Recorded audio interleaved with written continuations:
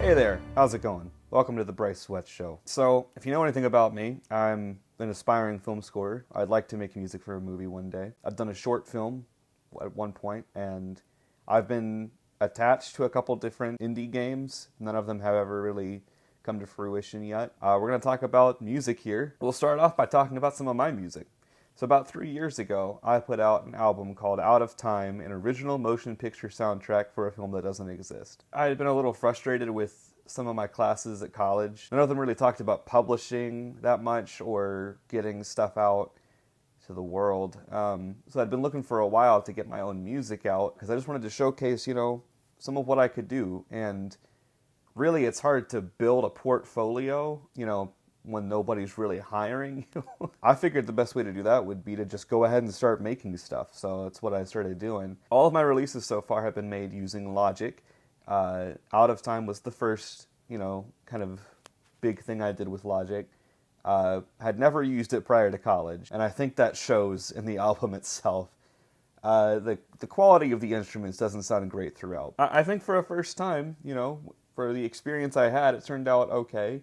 The mastering went a little awry in the post-production part of the process. What I want to do today, and what I want to do really every week, is talk about each track and, kind of dissect each one and really go into what each one represents. So I started the Out of Time series because I thought it would be a good idea to kind of update people on the stuff that I'm doing. And, I feel like it's a way to showcase, here's what I was doing last year, here's where I've taken it from here. And I think if you go and listen to, the third or fourth Out of Time soundtrack, they both sound just significantly different from this first one. So I think it's been working. I think it's been paying off, and I have more that I want to do in the future. But the basic point is, I knew I would be doing these themes for a little bit, and I knew I'd be kind of showing them off for a bit. I wanted people to get kind of invested in them, There was a lot of pressure with this opening track, because I wanted to kind of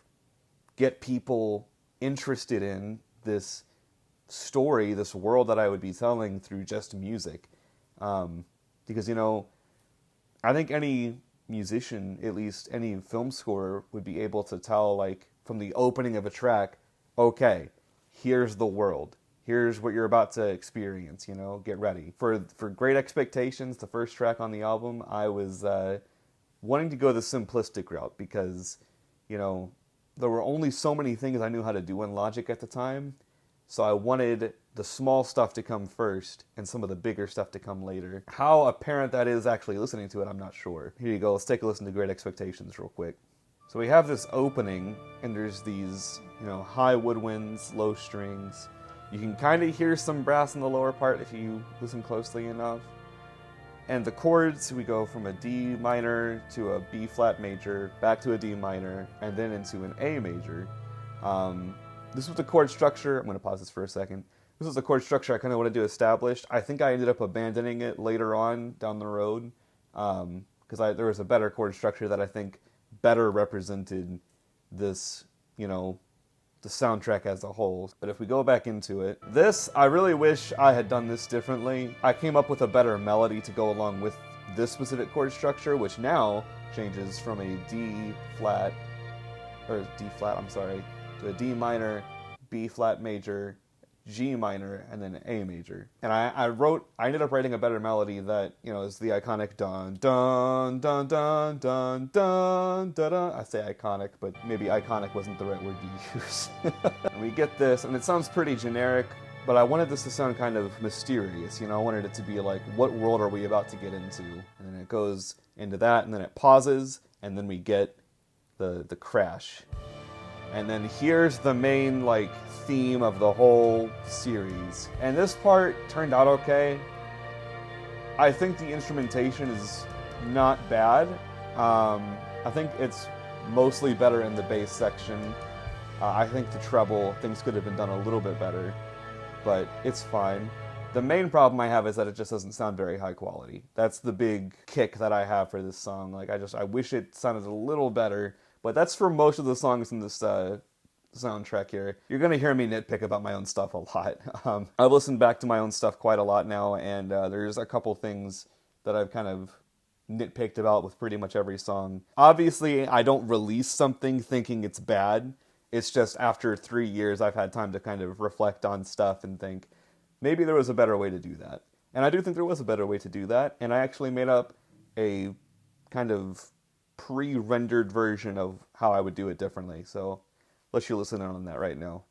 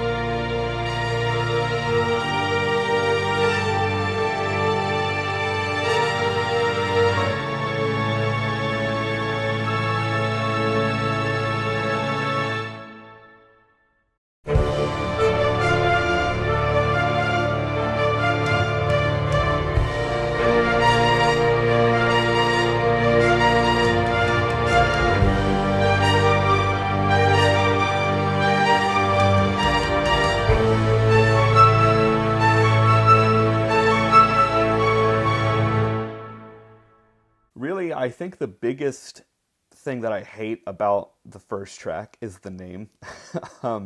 I spent more time on this track than any other trying to figure out what it was I wanted to name it, and I just could not come up with anything good. I had a ton of different ideas. None of them really struck a chord with me. That's a music pun. But yeah, I never liked any of the names I picked for this song, and eventually I think what I did was I put it on a little digital wheel and then hit spin, and it just landed on that. But I never figured out a name that I liked for this song, and it still kind of frustrates me to this day that I couldn't figure out a better name. That's enough about me. Let's talk about somebody else's music for a little bit. So if you've been following Film Score, you might know the name Alan Silvestri. He's done a lot. Castaway, he did more recently the themes for Captain America, the First Avenger, and the Avengers. You know, that little dun dun dun dun dun. That's him. Been a big name in the film industry for a while. What I want to talk about though is Back to the Future, one of my favorite trilogies. It's actually sitting, weird camera angle, but sitting back there. One of the things I think Silvestri's really good at is taking a theme and just absolutely running with it, you know, putting it in all different kinds of scenarios and situations. And that's kind of what I wanted to do with my own stuff, this first album I released. But I think it really showcases well here in Back to the Future on a track called Skateboard Chase. And legally, I don't know if I can show the scene. I'm going to try a little later. But for right now, we're just going to listen to the music itself and kind of break it down a little bit. Skateboard Chase starts with what I call an oldie hit. The only reason I call that is because I don't personally hear this a lot in music, in modern movies. So it's a thing that kind of I hear a lot in more like 70s, 60s, 80s, 90s type stuff. And even then 90s, I think it was kind of dying off. But it's going to open up with that oldie hit. There it is. And usually that oldie hit just immediately establishes like, okay, danger, action, something's happening, you know, get ready because you're about to see a lot of things happen on screen. And we kind of keep going. We hear some percussion here. We have horns in the bottom, kind of, going like really hard on the staccato, really establishing a threat is present. And we have those high, I believe that's flutes and piccolos maybe. It's really hard for me to pick out instruments based off my ear. And we have this brass coming in with the theme, and it's just this grand, adventure sound is what it sounds like. And those strings lead us back into the theme again, but this time it's a little different. We're going to go higher with the main theme, right there.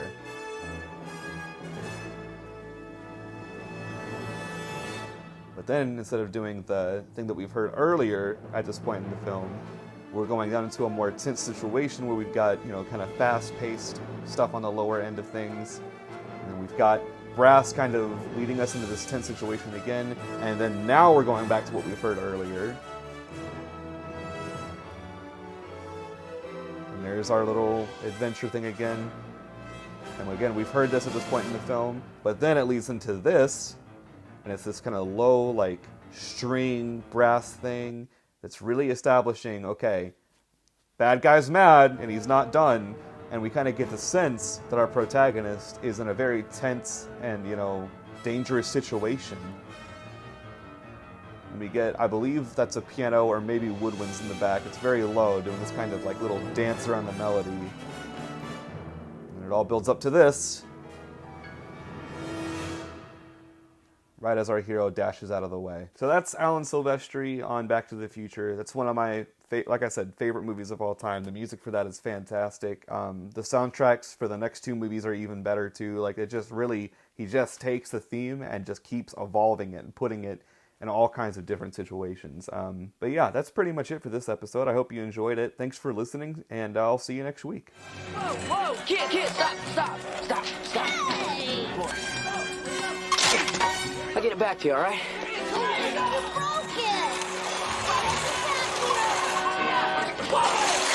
Wow, look at him go!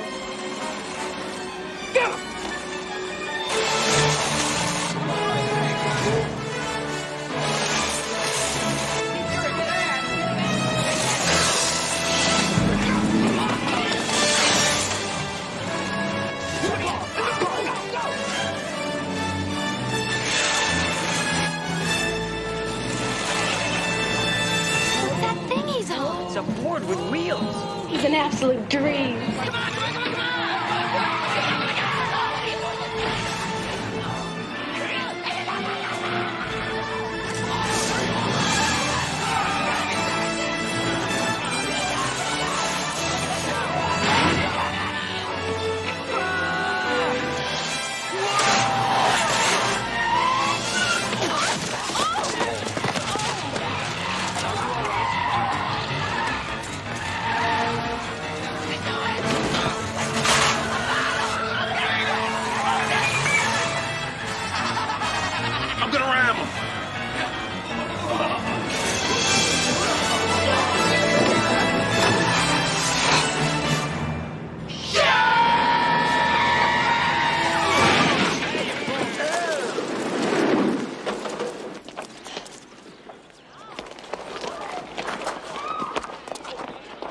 Woo!